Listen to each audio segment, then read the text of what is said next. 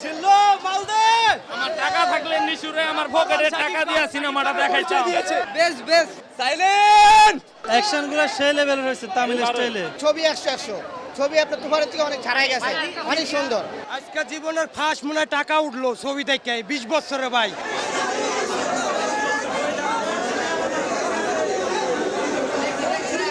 সাকিব খানের ক্যারিয়ারটা best movie ভাই, এরকম ছবি আমি কখনো ভাবতে পারি নাই।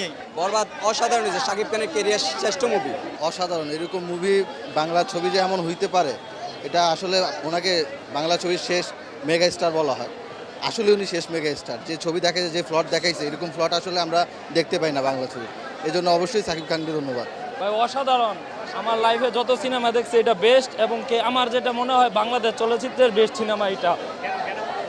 মানে শুরু থেকে শেষ পর্যন্ত একটা সেকেন্ডও মনে করেন দর্শকের মন অন্যদিকে যায় নাই, একদম ছবির দিকে ফুকাচ্ছিল।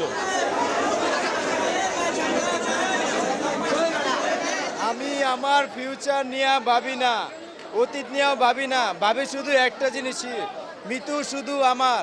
মৃত্যুরে না পাইলে পুরা দুনিয়া বরবাদ কইরা দিতে পারে।